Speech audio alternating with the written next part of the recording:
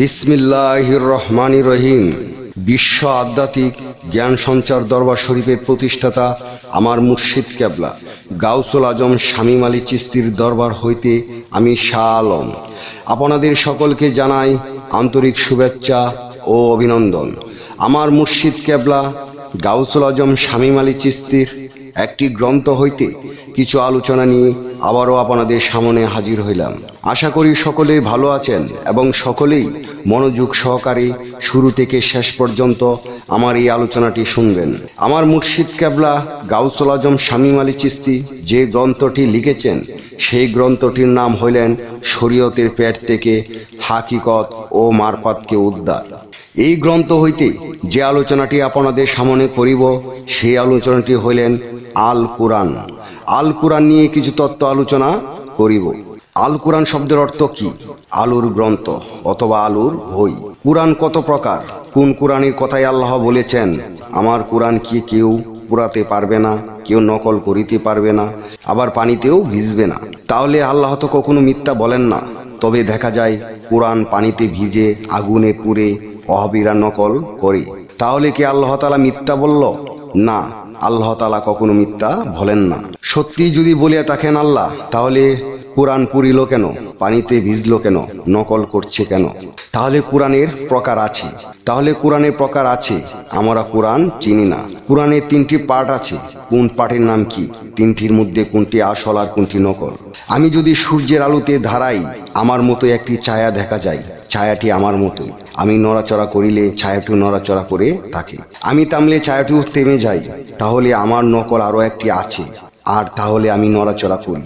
তাহলে আমার ভিতরে কে নড়াচড়া করিল? আমি নড়াচড়া করতেছি। আমার দেহের ডুপ্লিকেট আমার ছায়া।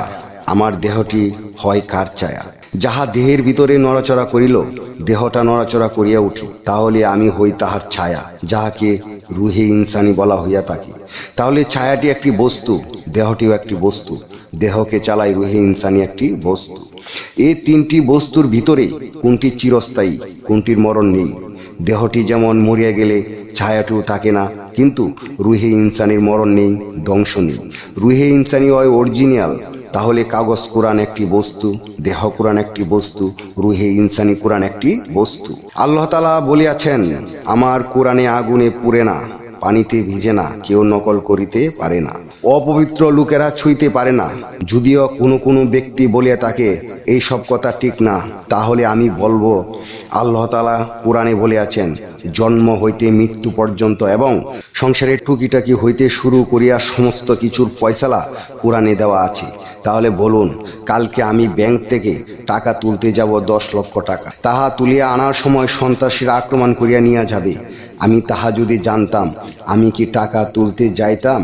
কখনো যাইতাম না টাকা তুলতে। তাহলে সন্ত্রাসীরা আক্রমণ করে টাকা নিয়ে যাবে। তাহা 30 পারা কুরআনে কত নম্বর আয়াতে লেখা আছে?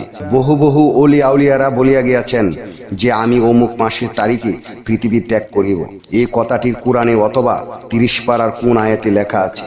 কেননা কাগজ কুরআনে আছে বলেই তো দেহ কুরআন আছে, আর দেহ কুরআন আছে বলেই তো রুহে ইনসানি কুরআন আছে। যিনি রুহে ইনসানি কুরআন জাগ্রত করিল, তিনি আল্লাহর জ্ঞান গুণ লাভ করিল। আমরা জন্মান্তরে এসেছি, কখনো ঠগিয়া যাইতে চাই না। আল্লাহ তাআলা আরো বলিয়াছেন নর ও নারীর জন্য জ্ঞান অর্জন করা পরশ করা হইয়াছে। আমরা আল্লাহর কাছ থেকে আসিয়াছি, আবার আল্লাহ তাআলার কাছেই ফিরিয়া যাইতে হবে।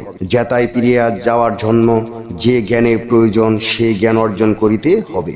রুহে ইনসানির কুরআনকে বুঝতে হলে আগে নিজেকে চিনতে হবে, আর নিজেকে চিনতে হলে একজন চেনা লোকের কাছে যেতে হবে যে নিজেকে চিনিয়াছে। আর সেই রুহে ইনসানির কুরআনকে আল্লাহ তাআলা বলেছেন আমার কুরআন কেউ পুরাতে পারে না, পানিতে ভিজে না, নকল করিতে পারে না। তাহলে সেই কুরআনটি হলো রুহে ইনসানির। যে কুরআনের কথাই আল্লাহ তাআলা বলিয়াছেন আমার কুরআনকে আমি লাউহে মাহফুজে সংরক্ষণ করিয়াছি, সেই কুরআনটি পুড়ে না, পানিতে ভিজে না, কেউ ছুঁইতে পারে না এবং নকল করিতে পারে না। তাই আমরা ছায়াকে লক্ষ্য করিব। ছায়াটি আছে বলেই তো আমার দেহটি আছে, আর দেহ আছে বলেই তো রুহে ইনসানি আছে। আর সেই রুহে ইনসানিকে যদি আমরা লাভ করিতে পারি, তাহলে লাউহে মাহফুজের কোরআনকেও লাভ করা হইল এবং আমরা পৃথিবীতে এসেছি সেপাত হইয়া আল্লাহর জাতে যাইতে পারিব মিশিয়া। আল্লাহ তাআলা আমাদের সকলকে জাতে মেশার তৌফিক দান করুন।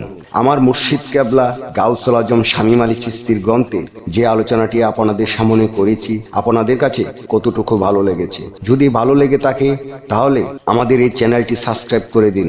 সামনে আপনারা ভালো ভালো আলোচনাগুলো পেয়ে যাবেন। এবং আপনারা কি ধরনের আলোচনা চান আমাদেরকে কমেন্টে জানাবেন। আমরা চেষ্টা করিব আপনাদের পছন্দ মতো আলোচনা নিয়ে আসতে। আমার এই আলোচনাটি করতে যায়া কথা বা ছন্দে যদি কোনো ভুল হইয়া থাকে, সকলেই আমাকে ক্ষমা ও সুন্দর দৃষ্টিতে দেখবেন।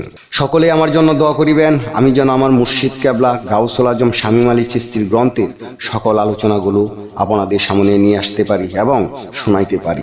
সর্বশেষে সকলের চরণে হাত রেখে একটি কথা বলতে চাই, আল্লাহ গোপনেরও গোপন। সেই গোপনকে পাইতে হলে একজন কামেল মুর্শিদের কাছে যাইয়া বায়াত গ্রহণ করে সেই গোপন ইবাদত ও গোপন সাধনার মাধ্যমে আল্লাহকে লাভ করিতে হবে। সকলেই ভালো থাকবেন, সুস্থ থাকবেন। আল্লাহ হাফেজ।